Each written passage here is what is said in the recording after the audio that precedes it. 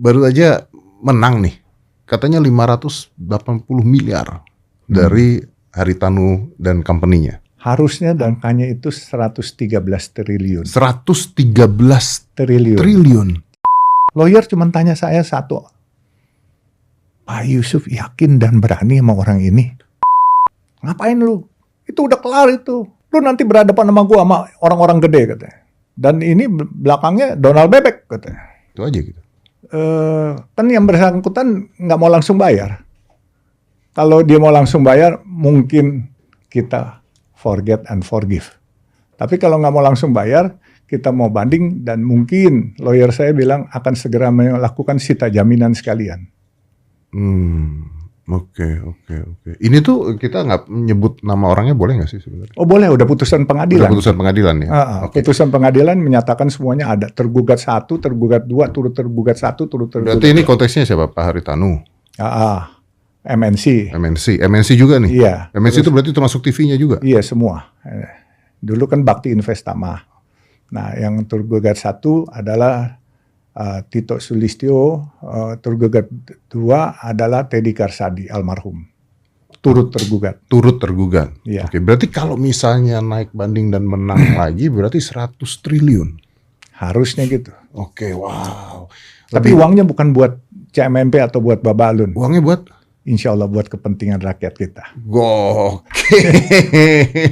Tapi sebelum itu digunakan untuk lawyer. Iya. Pasti potong-potong. Dan digunakan kepada orang-orang yang terjolimi selama ini. Ya misalnya karyawan yang nggak dibayar pesangonnya, karyawan yang nggak dibayar gajinya. Selesaikan dulu semua. Dan terutama TPI kita akan kembalikan. Karena itu TV edukasi kebanggaan kita. Jadi dikembalikan ke pemilik asalnya? Iya.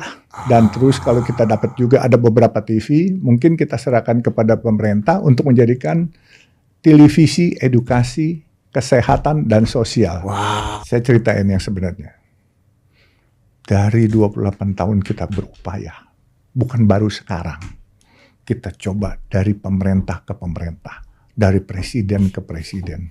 Semua kita coba, tapi kita terbentur tembok besar yang bergabung dengan kekuasaan. Kemungkinan ya, yang bergabung dengan kekuasaan. Sehingga semua hakim pun takut. Ini Bapak kalau ngomong kayak gini sama dengan mengatakan bahwa selama 28 tahun Anda dikerjain oleh pengusaha dan pemerintah. Saya tidak dikerjain dengan pemerintah, tapi saya dikerjain dengan pengusaha yang berusaha memutarbalikkan berita ini di depan pemerintah. Sehingga pemerintah salah menerima ini. Termasuk pengacaranya pun salah menerima ini. Gitu. Jadi buat saya pemerintah dan pengacara nggak salah, tapi pengusahanya yang salah. Itu menurut saya. Ya, berarti selama 28 tahun itu Anda gagal? Bukan saya gagal. Hukum gagal? Bukan. Pengurus sebelum saya gagal. Baba Alun insya Allah bukan takabur. Karena doa orang banyak, insya Allah pasti kalau dia jalannya benar, pasti tidak pernah gagal. Pengurus maksudnya orang-orang yang membantu Baba? Yang sebelum saya. Jadi direksi, komisaris sebelum saya, mungkin selain dia tidak mempunyai keberanian nyali, karena yang dia hadapin ini orang besar.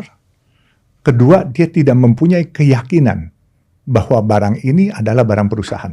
Kalau saya waktu itu saya tahu saya ada di dalam. Emang Bapak pada saat itu nggak ikut turun? Tidak, saya saat itu komisaris. Saya tahu permainan itu, tapi saya tidak mau bicara. Tapi ketika saya diberikan kepercayaan sebagai direktur utama pada tahun 2012, saya melihat barang ini kenapa diam-diam saja. Saya pikir udahlah, saya tuh juga nggak ikut aktif. Nah, tahu-tahu di akhir tahun 2024, waktu rapat umum pemegang saham, ada pemegang saham publik menanyakan barang ini. Oh, saya baru ingat. Saya bilang, Masya Allah, saya bilang, saya zolim ini. Ini adalah kepentingan pemegang saham publik. Duit ini.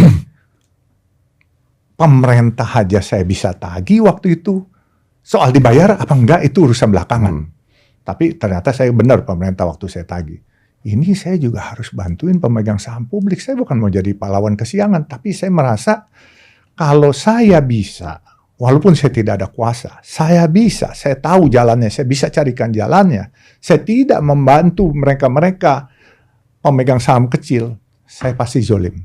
Jadi saya coba, saya datangi ke lawyer, saya tanya, kita bedah kasusnya. Lawyer cuma tanya saya satu, Pak Yusuf yakin dan berani sama orang ini?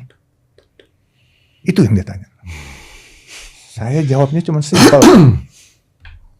Bismillah Pak, saya tahu barang ini barang benar milik perusahaan. Dan maaf, untuk kebenaran saya tidak pernah takut, apalagi mundur. Sejengkal pun saya nggak akan mundur. Dengan semua resikonya. Dengan resikonya. Buktinya resikonya kan Pak Deddy lihat kan.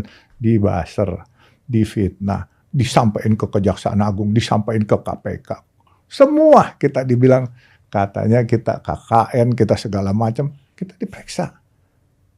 Dan kita tetap jujur dan amanah. Kita buka saja, transparan, kita perusahaan publik. Dan dari muda, saya tidak pernah memakai orang lain atau uang orang lain, harta orang lain untuk kejayaan dan kesuksesan saya. Saya jalan merangkak pelan-pelan. Ya kan? Tapi kan kalau mau dikerjain mah dikerjain aja. Mau bener mau salah mah bisa aja dikerjain. Untung zamannya zaman Pak Prabowo, bos. Ini kali 2025 Pak Prabowo kan orangnya adil.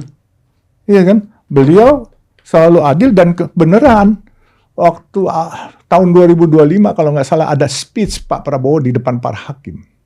Hakim itu adalah perwakilan Tuhan di dunia.